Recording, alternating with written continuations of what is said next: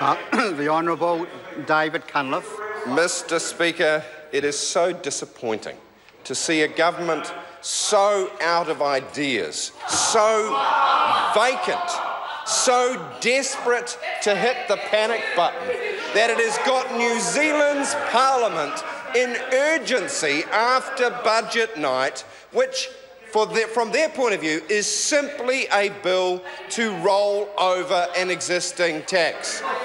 Now, they can't have it both ways, Mr. Speaker. Either it's a nothing, in which case they shouldn't be taking Parliament's time, abrogating the Select Committee process and ramming it through under urgency, or it actually is an issue, it actually is a problem because it needs to be thoroughly debated. They can't have it both ways. The Minister, out of breath, Amy, was back here and she was saying the oldest trick in the book, which was that Labor opposes broadband. Well, we don't oppose broadband. Our whole history has been leadership in the telecommunications sector, without which this government would have very little to play with. So they don't have to lecture us about our commitment to rural broadband, Mr. Speaker. We're absolutely secure in our commitment to broadband rollout. Strawman arguments never work. They never work because, in fact, we know why we're opposing this bill. I'm going to take you through the objectives of good policy. I'm going to take you through the issues that arise with this bill, and finally why we cannot support it on grounds of process. The objectives are quite simple. Better connections for faster, cheaper broadband everywhere in New Zealand, ubiquitous coverage. We want to see users with strong capability and the confidence to use the gear wherever they are in New Zealand. We want to close down the digital divides. And thirdly, Mr. Speaker, we want a vibrant content competition wherever people are in New Zealand. That means enough bandwidth so that terrestrial, aerial and online can compete to deliver the best deal to consumers. So we are firmly on the side of getting broadband into the regions, Mr. Speaker. The issue is not whether, but how. And that is where the government's arguments run into fundamental trouble, sir, because earlier we quoted from an extensive OECD study which showed the really wide range of issues that arise with rural broadband rollout.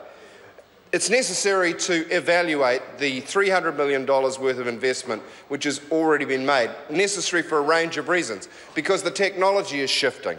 The frontiers between backhaul fibre, between copper extension, between mobile, satellite, or innovative disruptive technologies like Project Loon from Google, all of those things are changing, and we need to assess the best way to deploy the public's money. The second issue, sir, is that this is a tax. The industry's made clear it's a tax. The Telecommunications Forum has made clear it's a tax. It's a tax, sir, therefore it's a broken promise. It's a tax, therefore it shouldn't be done under urgency without a generic tax policy process or proper Select Committee consideration.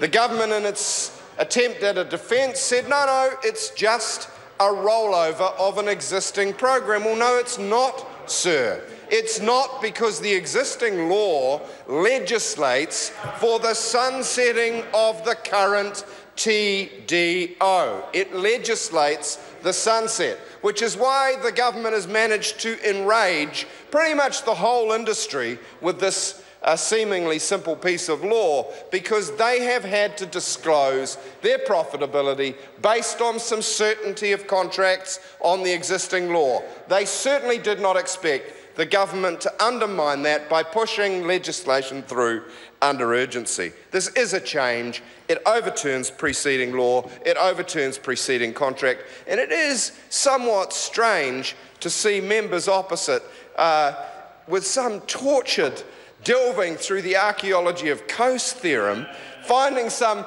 justification for standing on their Liberal head and saying they are in favour of Parliament expropriating private property rights without so much as a by your leave or the maestro of the Northland by-election giving a decent explanation, Mr. Speaker. Chris Bishop, back to strategy school.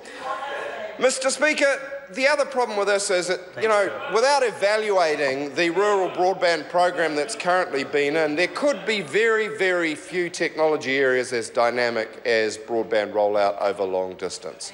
We've got 3G, we've got 4G, we've got 5G coming, which looks like it'll deliver more broadband speed than you can get through a close deployed copper wire. It's certainly, sir, going to be very disruptive to the industry, and any prudent government would want to look very carefully at that technology frontier before putting a new obligation on the industry, which is designed for the old world, not the new. Designed for the old world, not the new. Mr. Speaker, the bottom line is we can have a whole lot of arguments about the technology, about the construction of the tax, about how good or bad the previous deployment's been, but the fact that those issues are out there should be proof enough for the fact that we needed a select committee process. The industry said they wanted to have a say, that they offered to co-design this with the government, but they got a salute instead. The public wants to have their say.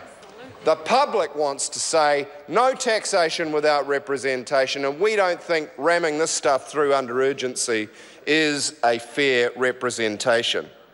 And then, of course, we've got technical problems, sir, around the fact that the commencement date is not specified and that we are overriding law which has been painstakingly developed through multiple public processes by the stroke of a pen. So in summary, sir, there are both very important substantive technology and policy problems, and there are significant process issues as well.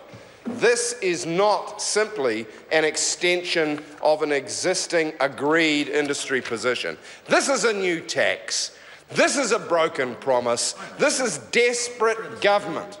It's desperate government because it does nothing to lift productivity. It does nothing to create jobs. It does nothing to deliver a better future for New Zealanders. It's just a tax. Ask people in New Zealand's regions whether they think National has a plan for them. Chris Bishop, did you ask Northlanders? Well, I think you did, and I think you got the answer, which was that Simon's Bridges they convinced nobody. They convinced nobody that National had a plan for the region, because 5 years of being ignored and then 5 weeks of random pork barrel, sir, isn't going to convince anybody. So here we are, sir, and you're rightly bringing me back to the point that this bill should be about regional New Zealand. Then give regional New Zealand a say. Have a select committee process, call for submissions, and sir, while we strongly support rural broadband, we do not support abrogating the parliamentary process. In this way, we cannot support this bill.